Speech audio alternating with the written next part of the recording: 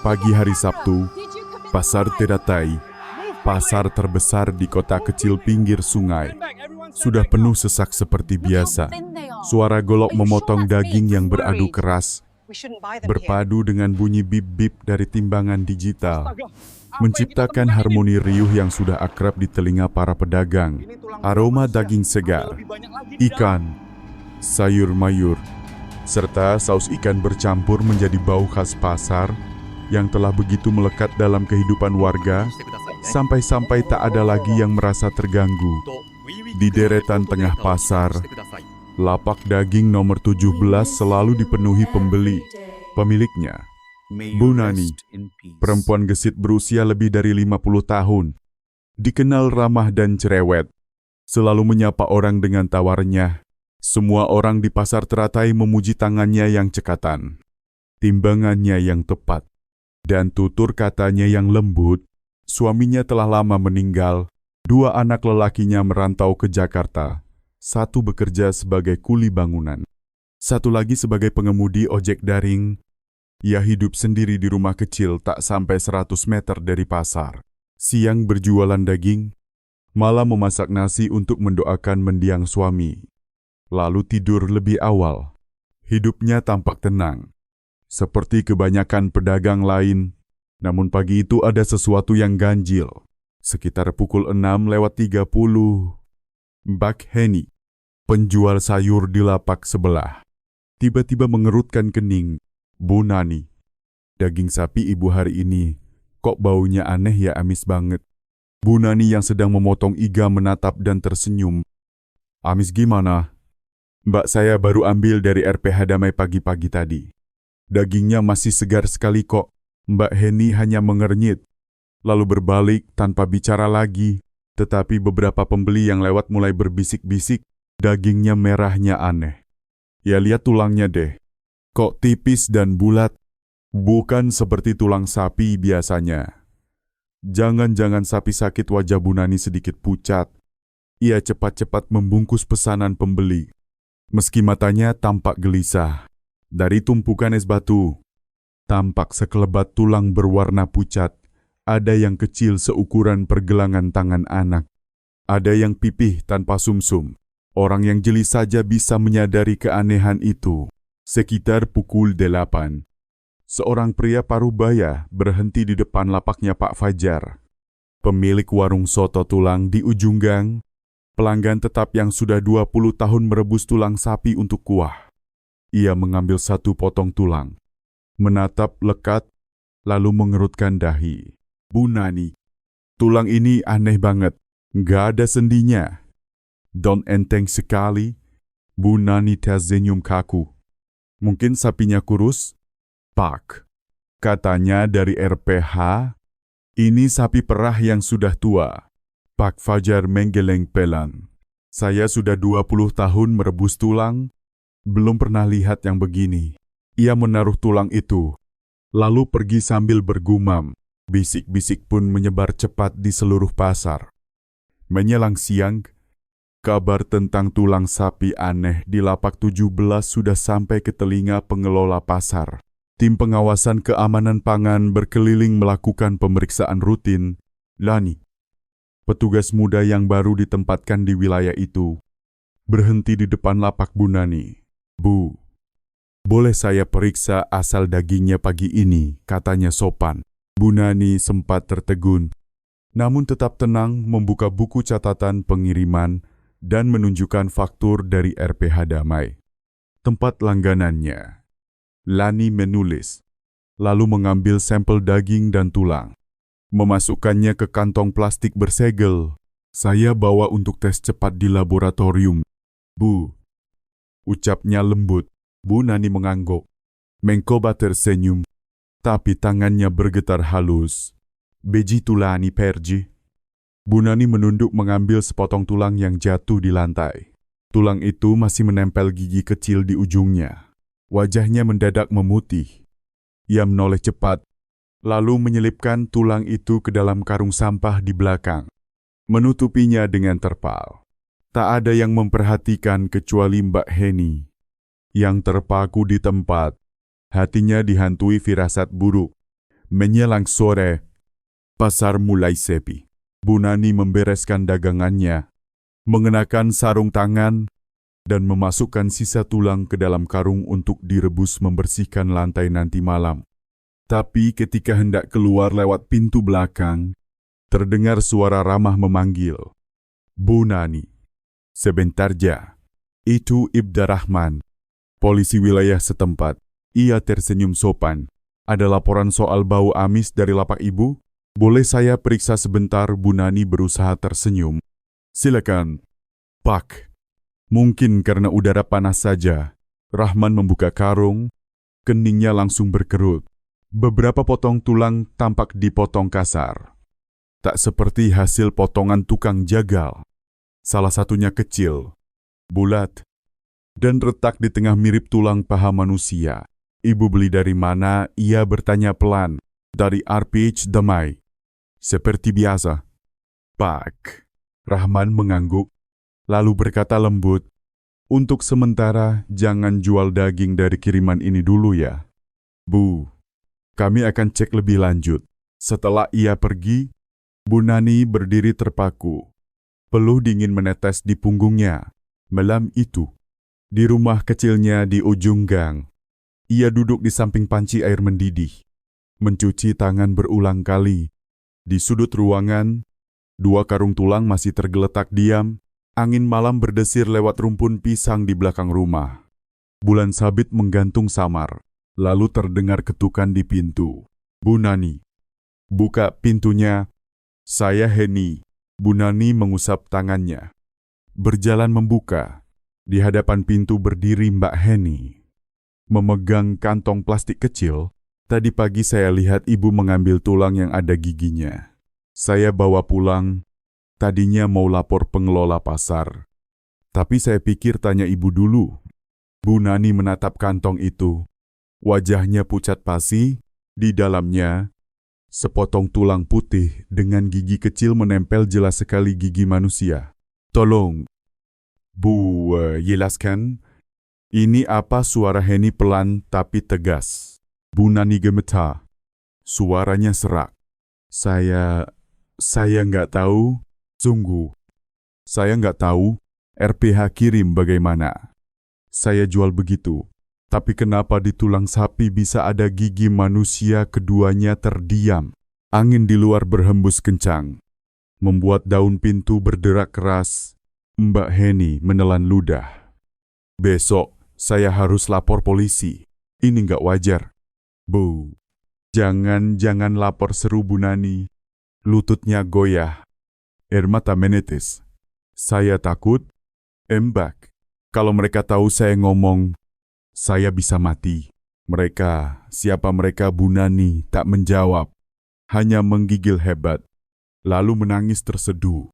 Tiap malam saya dengar suara ketukan dari dalam cold storage RPH, kayak ada yang minta dikeluarin. Heni menatapnya. Wajahnya memucat. Cold storage mana yang di RPH Damai? Tempat saya ambil daging. Keesokan harinya, kabar itu menyebar ke seluruh pasar teratai. Polisi memasang garis kuning di lapak 17.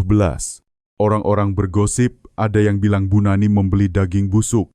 Ada yang berbisik kalau RPH Damai menjual tulang manusia. Bu Nani dipanggil ke kantor polisi untuk dimintai keterangan.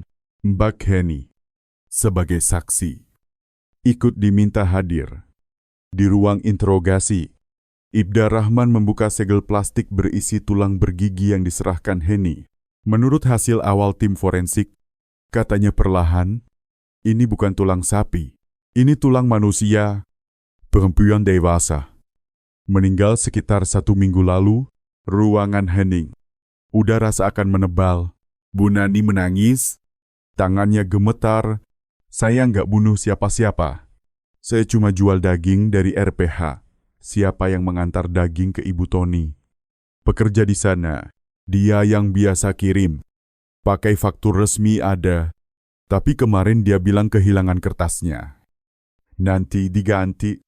Rahman mengangguk pada rekannya untuk mencatat. Semua petunjuk kini mengarah ke RPH Damai, sumber daging bagi seluruh pasar. Sore harinya, Tim penyidik mendatangi RPH itu. Begitu pintu cold storage dibuka. Bau amis tebal menyergap hidung. Daging-daging beku tergantung di rel besi. Dingin dan kaku. Di pojok, ada drum logam terkunci. Setelah gemboknya dibuka, isi di dalam membuat semua terdiam, bukan daging sapi, melainkan potongan tubuh manusia. Ibda Rahman mengepalkan tangan. Ya Allah, bisiknya pelan. Di saku jaket Tony, pekerja pengantar, ditemukan gelang perak berukir inisial S, N, milik Siti Ningsih. Perempuan yang hilang seminggu lalu, karyawan kebersihan RPH itu sendiri. Malamnya, Bu Nani duduk meringkuk di ruang tahanan. Lampu kuning redup memantulkan bayangan lelah di wajahnya. Saya benar-benar nggak tahu apa-apa. Suaranya gemetar saat berbicara pada Ibda Rahman, tapi tiap malam saya mimpi lihat Siti berdiri di depan pintu pasar. Rambutnya basah, badannya berdarah. Dia cuma senyum. Rahman menarik napas panjang. Ia tahu mungkin itu hanya halusinasi karena rasa takut, tapi juga bisa jadi pertanda intuisi dari orang yang tanpa sengaja menyentuh sebuah kejahatan. Tenanglah, Bu, katanya lembut, kami akan cari tahu semuanya. Di luar, hujan mulai turun deras di atap seng, bergema seperti bisikan samar dari jauh. Aku di sini, di antara tulang-tulang itu. Rahman menoleh ke jendela berembun, melihat bayangan pasar di kejauhan. Lapak nomor 17 berdiri sunyi di bawah hujan. Papan bertuliskan tutup, sementara bergoyang tertiup angin. Suaranya lirih seperti helaan napas dari arwah yang belum sempat tenang. Malam itu hujan turun tanpa henti, menyelimuti seluruh kota kecil di tepi sungai itu. Di bawah lantai semen RPH damai, noda darah kering masih tampak samar, meski sudah dibersihkan berulang kali. Warna gelapnya tetap menempel. Seperti bekas yang enggan hilang, Ibda Rahman berjongkok memeriksa jejak roda troli, lalu menatap ke arah pemilik rumah potong. Pak Amin, isi drum itu apa, oh? Itu daging sapi yang baru dipotong pagi ini. Rahman membuka salah satu drum logam. Di dalamnya, potongan daging merah membeku, mengeluarkan kabut dingin. Tak ada yang tampak ganjil sampai matanya menangkap sesuatu di sudut. Sebuah helaian rambut panjang berwarna coklat muda menempel di permukaan daging. Ia menganut. Lalu dengan hati-hati mencabut rambut itu dan memasukkannya ke kantong plastik bersegel.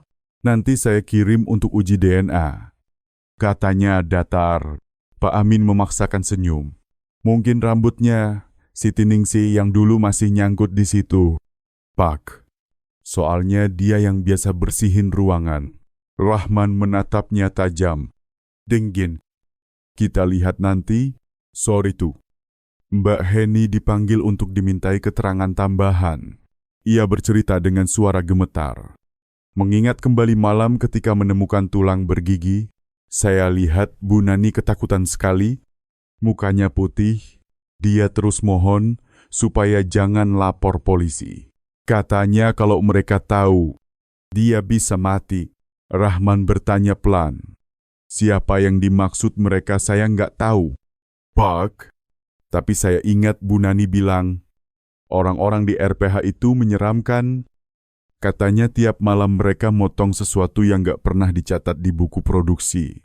Rahman menulis setiap kata dengan teliti. Dalam pikirannya mulai muncul satu dugaan mungkin di RPH itu. Selain daging sapi, ada sumber bahan lain yang lebih gelap, yang hanya diketahui oleh mereka yang terlibat. Malamnya, hasil uji DNA dari rambut tadi keluar 99% cocok dengan Siti Ningsih. Artinya, setelah dibunuh, jasad korban sempat dipotong-potong di cold storage, dan kemungkinan besar sebagian telah tercampur dengan kiriman daging ke pasar. Rahman mengepalkan tangan. Ia tahu ini bukan sekadar pembunuhan, melainkan rangkaian panjang upaya menutupi dosa. Segera setelah itu, Kepolisian Kabupaten mengeluarkan surat penangkapan darurat terhadap Pak Amin, pemilik RPH Damai, serta Pak Turo, Satpam Malam. Saat ditangkap, Pak Amin berusaha membela diri. Saya nggak tahu apa-apa. Saya cuma mengatur pekerjaan. Urusan pemotongan itu tanggung jawab mereka. Siapa maksudnya? Mereka tanya Rahman tegas. Tony, sama anak-anak shift malam lainnya. Rahman menatap tanpa berkedip. Malam keatian. Bapak dengar atau lihat sesuatu? Pak Amin ragu sejenak. Saya cuma dengar suara orang ribut. Kayak Siti lagi berantem sama seseorang. Tapi saya pikir masalah pribadi. Jadi saya nggak campur. Rahman terdiam. Semua petunjuk kini mengarah pada Tony. Tapi pria itu telah menghilang. 3 hari kemudian, kabar datang dari polisi desa di wilayah tetangga. Ada yang melihat seorang pemuda mirip Tony di dermaga tua. Sekitar 20 km dari kota. Tim langsung berangkat. Di sana, mereka hanya menemukan sebuah motor tua ditinggalkan di tepi sungai. Di dalam bagasi motor, terdapat kartu identitas atas nama Tony dan selembar kertas lusuh bertuliskan, "Aku nggak sengaja. Aku cuma mau nakutin dia." Tapi dia jatuh. Kepalanya kebentur lantai. Aku panik.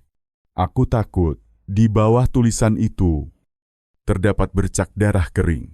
Rahman membaca dalam diam. Dadanya terasa berat, entah disengaja atau tidak. Nyawa seseorang telah melayang. Tapi ada hal yang belum masuk akal. Mengapa harus memotong jasad itu dan mencampurnya dengan daging sapi? Ia menatap arus sungai yang keruh dan bertanya lirih pada tukang perahu. Apakah kamu lihat Tony tukang perahu menggeleng?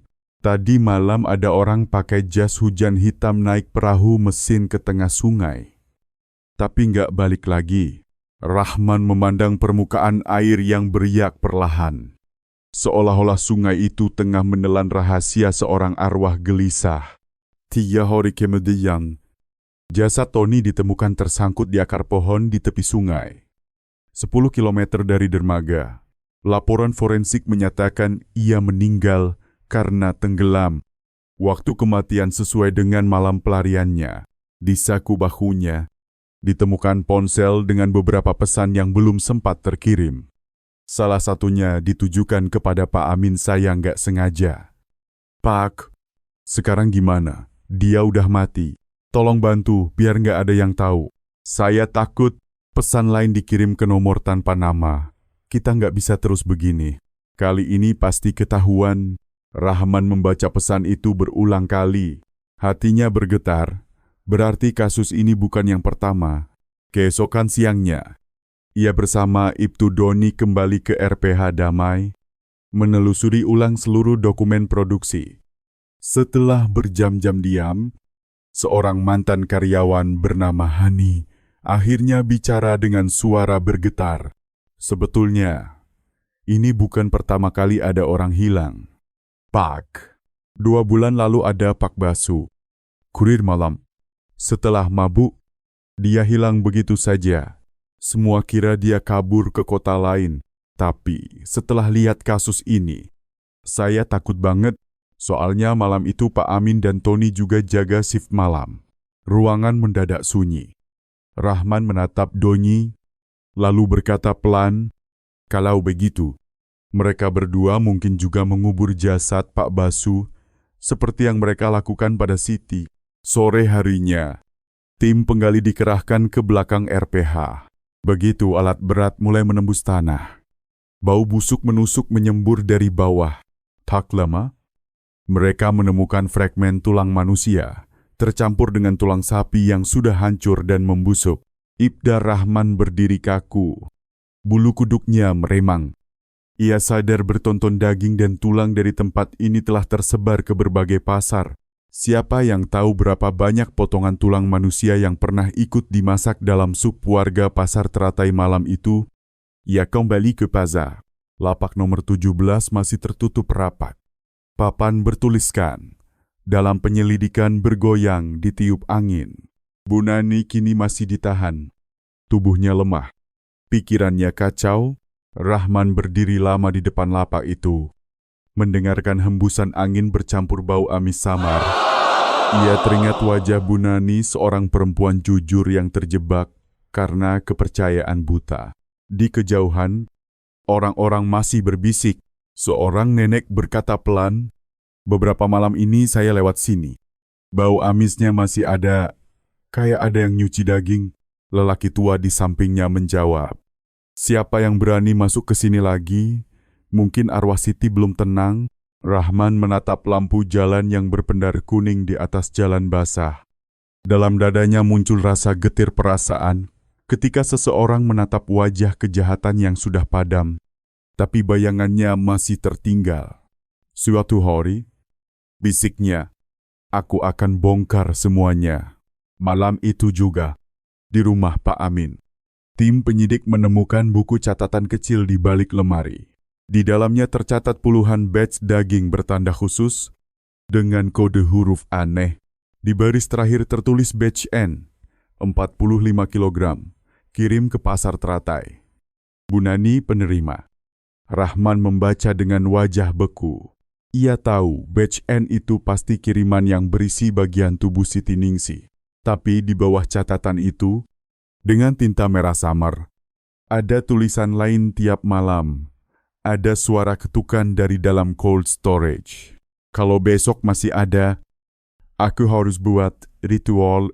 Rahman mendongak ke langit. Di luar, kilat menyambar, menyorot siluet gudang pembeku yang berdiri membisu di tengah hujan.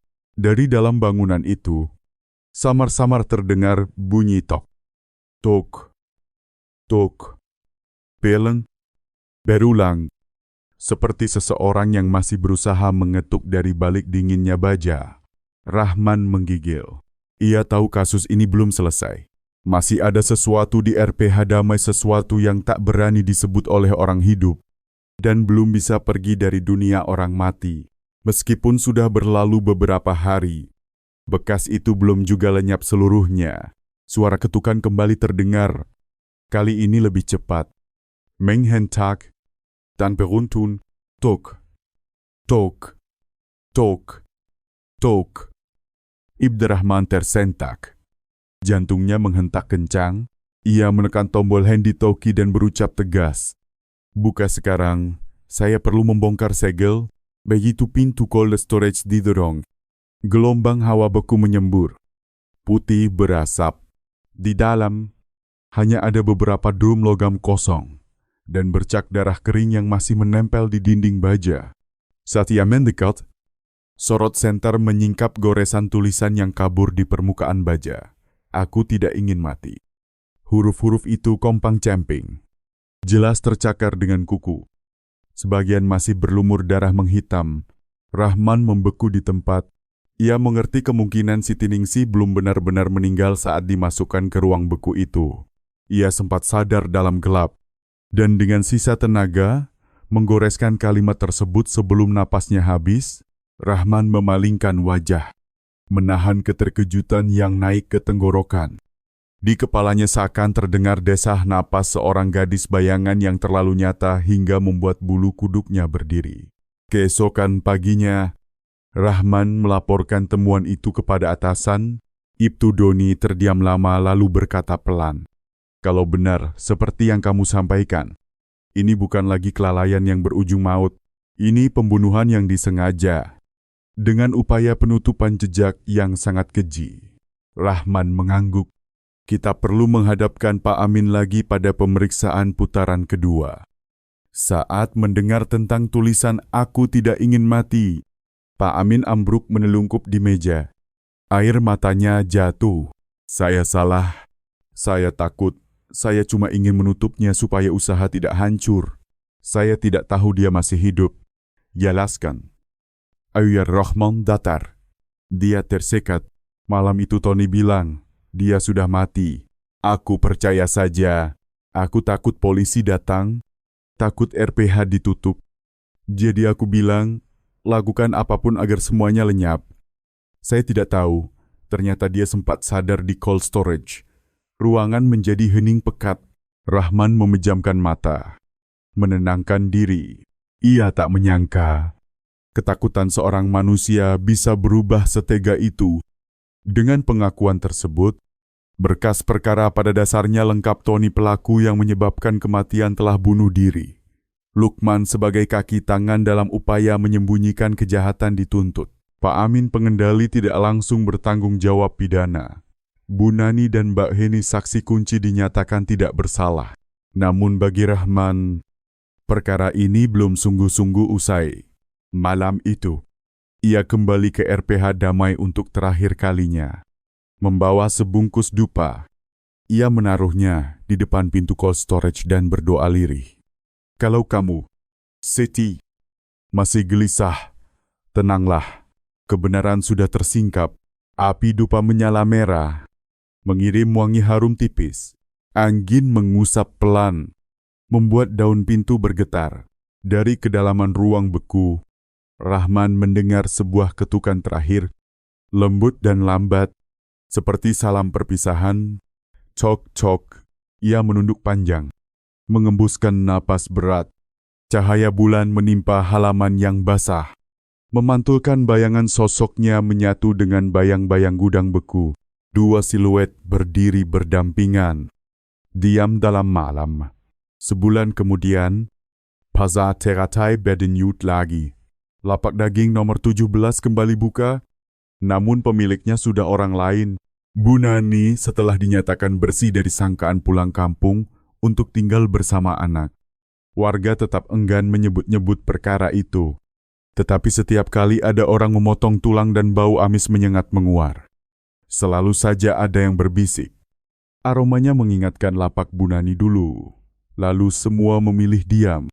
Ada pula yang bercerita, tiap malam bulan purnama lewat RPH Damai, mereka melihat seorang perempuan berambut basah, berseragam kerja, berdiri di depan cold storage, menatap ke jalan. Tak ada yang berani mendekat. Konon ia berbisik tipis, "Aku tidak ingin mati." Seusai kasus itu, Ibda Rahman dipindahkan ke tingkat provinsi, namun setiap melewati kawasan pasar, dadanya masih seperti ditusuk.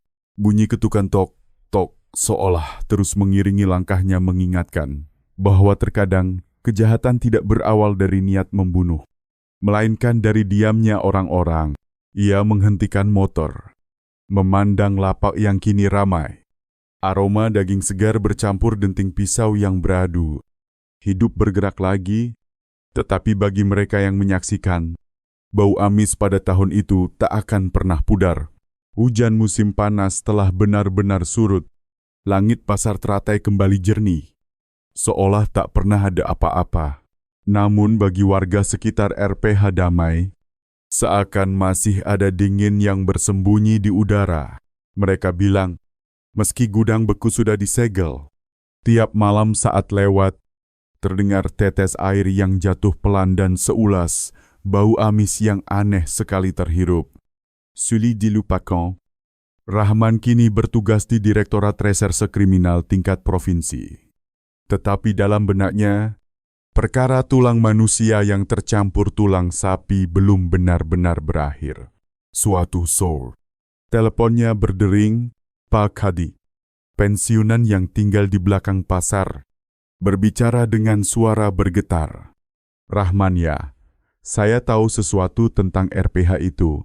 Kamu mau dengar kebenaran?" Rahman tertegun.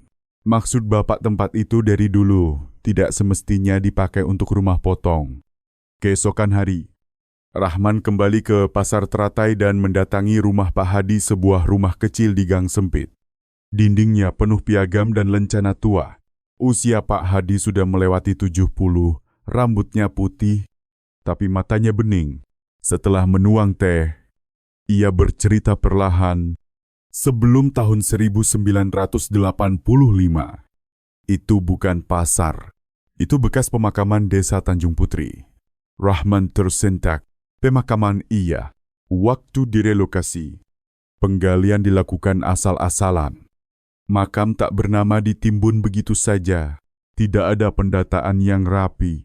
Lalu lahan diserahkan untuk koperasi pemotongan hewan. Saya dan beberapa warga menolak. Tapi siapa yang mau dengar? Ia menghela napas, menambahkan teh. Sejak hari pertama rumah potong beroperasi, sudah ada kejadian pekerja terluka kena pisau, sapi yang belum sempat disembelih mendadak roboh. Air darah di parit warnanya hitam pekat. Orang takut, tapi Pak Amin tetap jalan terus. Katanya, tanah manapun pasti pernah jadi tempat orang mati. Rahman mengatupkan bibir. Potongan-potongan itu menyatu di kepalanya alasan kenapa Pak Amin dihantui suara ketukan. Mengapa Tony mati dengan cara aneh? Dan mengapa bau amis tak pernah benar-benar hilang? Malamnya, Rahman datang lagi ke kompleks RPH Damai yang terbengkalai. Tempat yang dulu riuh kini hanya ditumbuhi ilalang. Ia melangkah melewati pagar kawat, berhenti di depan pintu cold storage lokasi utama kejadian. Angin dingin menyambar. Engsel berkarat berderit pelan, menimbulkan bunyi tok-tok yang sangat dikenalnya. Rahman menyorotkan senter dan berdesah. Angin saja. Namun saat ia berbalik, suara perempuan terdengar tipis sekali. Bukan angin. Rahman memutar tubuh. Jantungnya berdetak keras. Tak ada siapa-siapa, hanya belai kabut yang perlahan buyar. Ia mundur setapak.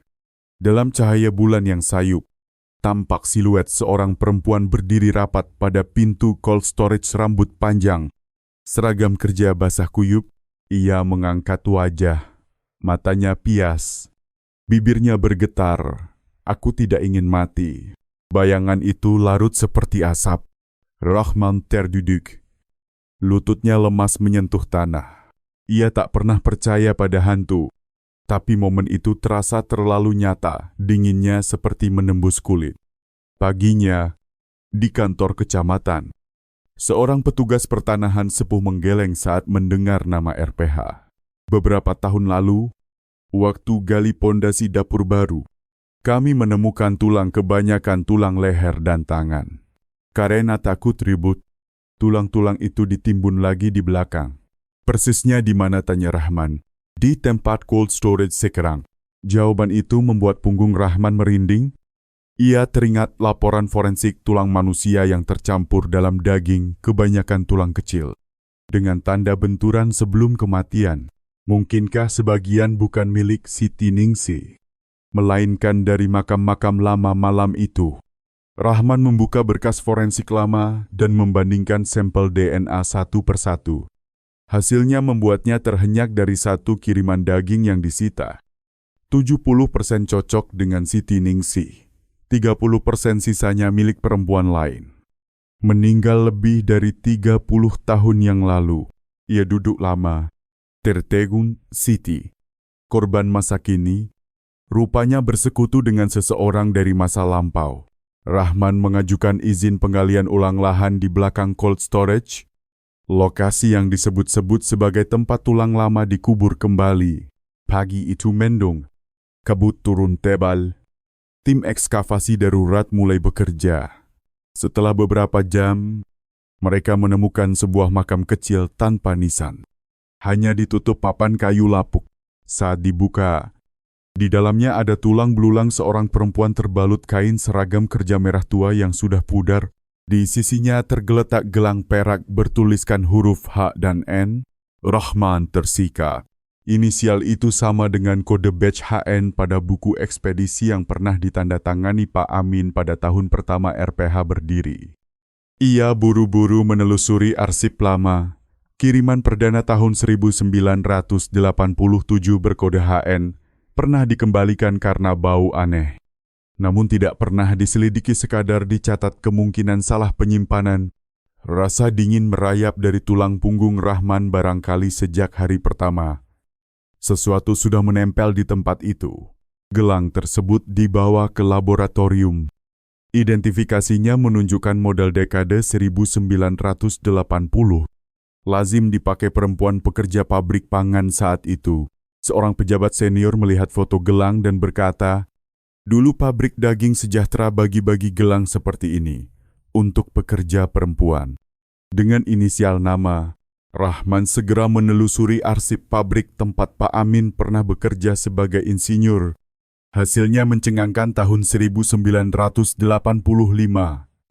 Di pabrik itu terjadi satu kasus hilang yang tak pernah terpecahkan. Hana Ningsih, 23 tahun, operator bagian pembekuan, hilang saat shift malam. Jasadnya tak pernah ditemukan. Berkas ditutup terburu-buru sebagai dugaan kecelakaan kerja tanpa bukti. Rahman menggenggam map perkara. Dalam benaknya berkelebat gambaran cold storage dan bunyi ketukan tok-tok dari masa silam. Mungkinkah suara yang selalu didengar Pak Amin bermula sejak ia masih di pabrik lama, bukan baru pada kasus Siti Rahman menemui Pak Amin yang kini ditahan menunggu sidang. Lelaki itu kurus, cekung, matanya kosong. Rahman meletakkan gelang perak di atas meja. Bapak mengenali ini, wajah Pak Amin memucat. Beberapa saat kemudian, tubuhnya bergetar. Hana Ningsih, astaga, bagaimana kamu menemukan ini? Dia siapa? Pak Amin menunduk. Suaranya parodia kekasih saya, waktu saya masih bekerja di pabrik Sejahtera. Ia bercerita tersendat-sendat malam itu mereka bertengkar karena ia sedang dikenai sanksi. Hana ingin putus. Dalam amarah, ia mendorong Hana. Kepalanya membentur tepi meja. Ia kira Hana meninggal. Panik. Ia menyembunyikan jasadnya di ruang beku. Pagi ketika ia buka, goresan kuku memenuhi pintu baja. Ia takut dan melarikan diri pulang kampung. Kupikir bisa mengubur semuanya. Ternyata, waktu membuka RPH di Pasar Teratai, aku justru memilih tanah yang menyimpan jasadnya. Aku melihatnya dalam mimpi selama puluhan tahun. Sekarang dia benar-benar datang. Ruangan sunyi. Rahman tak berkata-kata. Hanya suara pena jatuh yang terdengar lirih. Sore itu, ia berjalan ke tepi sungai belakang pasar jalur. Setapak menuju RPH dulu. Sinar senja memantul di air. Gemerlap patah-patah. Dalam hembus angin, ia seperti mendengar suara perempuan. Terima kasih. Ia menoleh. Tak ada siapa-siapa. Hanya dua layang-layang terapung di langit. Mungkin Siti Ningsih dan Hana Ningsih akhirnya mendapatkan keadilan. Media menamai perkara itu kasus dua arwah di ruang beku. Pengadilan menjatuhkan hukuman 25 tahun penjara kepada Pak Amin atas pembunuhan dan upaya menghilangkan jejak. Meski usianya telah renta, Lukman divonis 7 tahun. Ibda Rahman melangkah keluar dari gedung pengadilan. Menatap langit kelabu pucat, ia tahu. Keadilan kadang datang terlambat namun tetap datang. Malamnya, ia singgah di Pasar Teratai. Berhenti di depan lahan bekas RPH. Di atas tanah itu, kini berdiri papan baru kawasan Taman Peringatan Teratai. Rahman menyalakan sebatang dupa. Berdoa lirih, semoga semua jiwa yang pernah menderita di sini beristirahat dalam damai. Semoga jiwa-jiwa yang pernah menanggung derita di tempat ini memperoleh ketenangan. Batang dupa menyala terang. Hembus angin halus membawa wangi kemenyan menyebar ke seluruh udara. Dan untuk pertama kalinya, Ibda Rahman mendengar bunyi ketukan yang sudah begitu akrab itu bukan lagi menggetarkan nyali, melainkan lembut, seolah-olah ucapan terima kasih. Tok-tok. Usai persidangan, Pak Amin dipindahkan ke lapas kelas 4 di Pegunungan Utara. Rahman sempat mengira semuanya telah rampung. Namun, mimpi buruk masih memburu berulang malam. Dalam tidurnya, ia melihat dirinya berjalan di lorong panjang. Kanan kiri berderet pintu cold storage. Dan dari setiap pintu terdengar ketukan rapuh. Tok tok tok tok. Setiap terbangun. Keringatnya membasahi pakaian. Ia meyakinkan diri itu cuma bayang-bayang pekerjaan. Tetapi jauh di lubuk hati ada kegelisahan yang tak mau reda seakan perkara ini belum sungguh berakhir. Suatu pagi buta, sebuah surat dinas tiba. Lapas kelas 4 melaporkan narapidana Nguyen Van Min Pak Amin meninggal mendadak di malam hari. Penyebab belum dapat dipastikan. Rahman Categon lalu bergegas menempuh hampir 200 km menuju lapas. Kepala lapas seorang pria paruh baya, menyambut dengan raut tegang. Anda yang dulu menangani kasus pasar teratai. Kan saya rasa Anda harus melihat ini. Ia menyerahkan buku catatan kecil milik Pak Amin yang ditemukan di sel. Pada halaman terakhir, hanya ada beberapa kalimat pendek.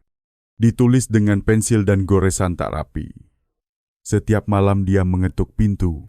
Aku tahu aku pantas menerimanya. Tapi dia tidak sendirian. Ada orang lain yang ikut mengetuk. Di bawahnya, garis pensil terputus panjang. Seolah alat tulisnya terlepas dari tangan. Rahman merinding. Bagaimana persisnya ia meninggal, tanyanya. Kepala lapas menjawab pelan. Sesak napas di dalam sel. Padahal pintunya terbuka. Tidak ada tanda kekerasan. Tidak ada riwayat jantung.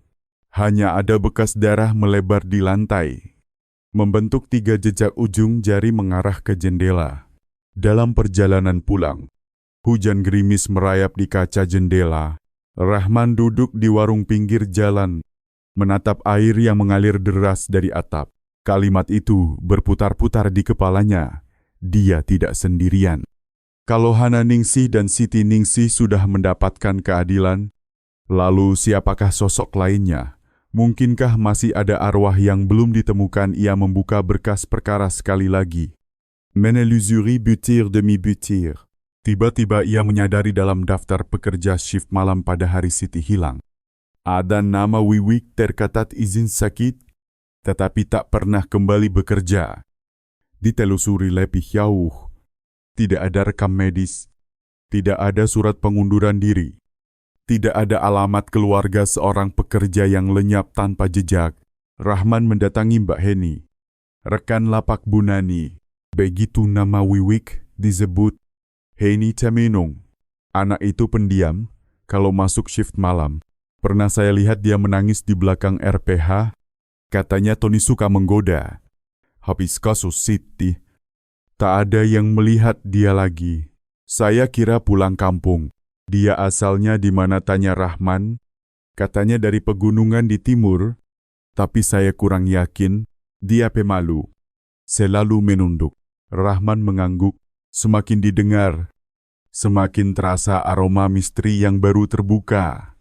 2 minggu kemudian, ia mengajukan izin pemeriksaan terakhir di kompleks RPH. Damai sebelum lahan dialih fungsikan menjadi taman peringatan teratai. Pagi itu langit kelabu. Awan berat menggantung. Saat ekskavator mulai mengeruk sepanjang dinding lama, seorang pekerja berteriak, "Berhenti, ada sesuatu." Mesin dihentikan, tanah disingkirkan, tersingkap lembar kain seragam biru yang tercampur liat. Ketika dibuka, di dalamnya terdapat rangka manusia berukuran kecil meringkuk. Kedua tangan menutupi wajah.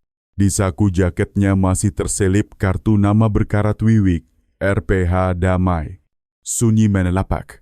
Rahman menunduk, matanya berat. Jadi Wiwik yang izin sakit sebenarnya telah mati, dikubur tepat di sisi rumah potong. Kemungkinan dalam rentang waktu yang sama dengan kasus Siti, seorang petugas forensik berkata gemetar, ada retakan di tulang tengkorak, patah di tulang leher, dugaan pukulan keras dari belakang. Saat itu Rahman paham Tony yang menyebabkan Siti tewas. Barangkali sebelumnya telah mencelakai Wiwik. Pak Amin lalu membantu menyembunyikan jasad. Ketika perbuatan itu terulang pada Siti, gelombang akibatnya menyeret semuanya ke lingkaran dosa. Malam hari setelah semua prosedur usai, Rahman duduk sendirian di tepi sungai. Cahaya lampu bergetar di permukaan air. Dari jauh, dentang lonceng kuil merayap pelan sedih namun menenteramkan. Ia mengeluarkan 3 batang dupa, menyalakannya. Dan berdoa lirih, Siti, Hana, Wiwik, kalian bertiga adalah korban. Hari ini kebenaran telah terang. Semoga kalian damai. Angin berembus lembut, batang dupa bergetar. Abunya lurus satu-satu ke permukaan air. Pada saat itu, Rahman mendengar 3 ketukan terdengar serempak. Ringan dan teratur, seakan 3 jiwa menjawab. Cok, cok, cok. Ia tersenyum. Matanya basah. Mendadak angin kencang berhembus, ia mendongak. Di atas sungai, kilau cahaya sejenak membentuk 3 sosok perempuan, berdiri berdampingan, seorang berseragam kerja biru, seorang berbalut merah tua, seorang berambut panjang diikat ke belakang. Mereka bertiga tersenyum lembut, lalu melebur dalam kabut. Setahun kemudian, Taman Peringatan Teratai diresmikan. Di tengah taman berdiri patung batu putih berupa 3 telapak tangan menjulur dari tanah, saling menyentuh seakan meraih cahaya. Pada pijakan patung terukir kalimat "Berilah nama pada yang tak bernama." Warga pasar tak lagi takut.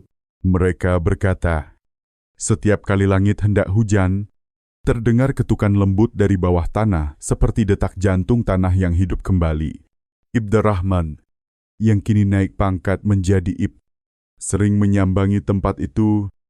Ia kerap duduk di bangku paling belakang taman, memandang patung dalam sinar senja. Suatu sore, seorang gadis penjual kupon berlari kecil mendekat. "Pak, dulu di sini ada rumah potong." "Ya ibu, saya bilang tempat ini angker." Rahman tersenyum hangat. "Dulu memang ada peristiwa yang menyedihkan, tapi sekarang sudah tenang. Orang hanya takut ketika belum tahu kebenaran. Setelah tahu, tak ada lagi yang perlu ditakuti." Gadis itu mengangguk, lalu berbisik, "Semalam saya tidur di sini. Saya bermimpi 3 perempuan berseragam pabrik memberi saya sebuah bakpao. Mereka baik sekali." Rahman sempat tertegun. Lalu ikut tersenyum. Tatapannya jauh. Mungkin mereka mampir sekadar menengok. Ia memandang langit. Awan putih melayang perlahan. Di sela angin, bunyi tok-tok terdengar lagi, bukan menggentarkan, melainkan teduh, seperti langkah 3 perempuan yang kian menjauh, mencari tempat damai bagi mereka. Menjelang malam, kabut tipis menyelimuti taman. Orang-orang yang melintas berkata, "Tanah Teratai sekarang terasa hangat. Sinar bulan tidak lagi dingin." Namun jika seseorang berdiri cukup lama, di antara desau daun yang bergesek, kadang-kadang terdengar dentang lonceng sayup atau ketukan lirih seakan mengingatkan manusia jangan lupa. Dosa sebesar apapun, meski ditimbun di bawah tumpukan daging dan tulang, pada akhirnya akan naik ke permukaan bersama bau amis dari kebenaran. Dan di kawasan pasar yang kembali ramai itu, setiap kali pisau membelah tulang sapi dan bunyi tok-tok menggema, ada sesepuh yang berbisik pelan. Suaranya sendu, mirip suara Siti dulu. Lalu semua terdiam. Hanya suara hujan malam yang jatuh, berpadu dengan hawa dingin tanah tempat yang dahulu menyimpan 3 jiwa tak berdaya yang kini sudah dipanggil dengan nama